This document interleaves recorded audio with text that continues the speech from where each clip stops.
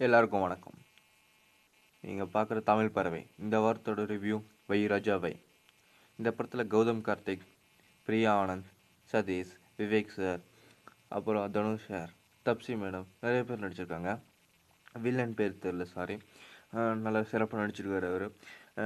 இந்த படத்தோட positive first போயிடலாங்க. இந்த படத்தில் பாசிட்டிவ் வந்து ஃபஸ்ட்டு கதை தான். இந்த கதை வந்து அந்த மேடம் சூப்பராகவே பண்ணியிருக்காங்க. வந்து நடக்கிற சம்பவங்கள் தமிழ் சினிமா மாதிரி இருந்திருந்தாலும் அந்த கதை எடுத்திருக்க கதை வந்து ஒரு டிஃப்ரெண்ட்டான கதை. ஏற்கனவே வந்திருக்கலாம், பட் வந்து இது இப்போ பார்க்கும்போது டிஃப்ரெண்ட்டாக இருக்குது. அப்புறம் இந்த படத்தில் வந்து விவேக் சார் வந்து சிறப்பாக பண்ணியிருக்காரு. அவர் வந்து இந்த படத்தில் வந்து ஃபுல்லாக சீரியஸ் ரோலே பண்ணியிருக்காரு. காமெடி ட்ராக் அவருக்கு கொஞ்சம் 1-2 ட்ராக் வந்திருந்தாலும் மற்றபடி எல்லாம் சீரியஸ் ரோலே பண்ணியிருக்காரு. சதீஷ் சார் வந்து அப்பப்போ வந்திருந்தாலும் காமெடி பண்ணியிருக்காரு. கடைசி சீன் அந்த ஒரு டைலாக் சொல்லும் போது அது சில பேர்த்துக்கு வந்து சிரிக்க வைக்குது. அப்புறம் இந்த படத்தில் வந்து பிரியா ஆனந்த் மேடம் வந்து வேணுங்கிற அளவு கரெக்டாக வந்து ஹீரோயின் இவ்வளோ தானா, சரி அப்படின்னு அந்த அளவுக்கு அவங்க ஹீரோயின் இவ்வளோ தான் பண்ண முடியும், அந்த அளவுக்கு பண்ணியிருக்காங்க. தப்சி மேடம் வந்து ஒரு சின்ன தோட்டத்தில் வருவாங்க, அவங்களும் சூப்பராக பண்ணியிருக்காங்க.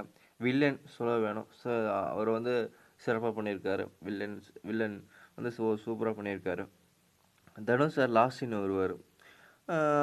அவர் லாஸ்ட் சீன் வரதுனால படத்துக்கு பலம் தான். பட் அவர் வராமல் இருந்தாலும் படம் வந்து நல்லா இருந்திருக்கும். பட் அவர் வந்து அந்த சீனுக்கு வேணும்னு சொல்லி யூஸ் பண்ணியிருக்காங்க. அது கரெக்டாக யூஸ் பண்ணியிருக்காங்கன்னே சொல்லலாம். ஏன்னா அவ்வளோ பெரிய நடிகன் வந்து படத்தில் நடிக்கிறாருன்னா அது வந்து அந்த படத்துக்கு அந்த வேல்யூ இருக்கணும். அது இந்த படத்துக்கு இருக்குது. அப்புறம் இந்த படத்தில் வந்து பாசிட்டிவ் இதெல்லாம் கௌதம் கார்த்திக் சார் வந்து அது எவ்வளோ இது பண்ண முடியுமோ அவ்வளோ இயல்பாக நடிச்சிருக்காரு. அவர் வந்து இயல்பாக தான் நடிச்சிருக்காரு. அப்படின்னு சொல்கிற மாதிரி ஒரு வேணுங்கிற அளவில் நடிக்கலை. என்ன கொடுக்க முடியுமோ அதை கொடுத்துருக்காரு கரெக்டாக. இந்த படத்தோட நெகட்டிவ் வந்து என்னென்னா ஒரு 2-3 நெகட்டிவ் தான் இருக்குது. படத்தில் வந்து சில இடத்துல வந்து ஒன்று புரிய மாட்டேங்குது. அது வந்து படம் பார்த்தா தெரியாது, சொல்கிறதுக்கு முடியல. ஒரு 2 இடத்துல ஏதோ புரியல இருக்குது. அப்புறம் இன்னொன்று வந்து என்னென்னா அந்த வில்லனை வந்து மாட்டி விட்டுருவாங்க ஒரு விளையாண்டு. அது படத்தில் பாருங்கள் என்ன விளையாட்டுன்னு. விளையாண்டு மாட்டி விட்டுருவாங்க. அப்புறம் வந்து அவர் ஜெயிச்ச பணத்தை இவங்க எப்படி எடுத்துகிட்டு போக முடியும், இவங்க வந்து அதுக்குள்ளே இல்லையே, அப்படி அந்த மாதிரி யோசிக்க வைக்கிது. மற்றபடி ஒன்றும் இல்லை. சதீஷ் சார் வந்து அப்பப்போ அந்த இதில் காணாமல் போயிடுறாரு. அவரை பிடிச்சி வச்சுருக்கேங்கிறாங்க, எப்படி அவர் ரிலீஸ் பண்ண அதை வந்து 2-3 சீன் காமிக்கல.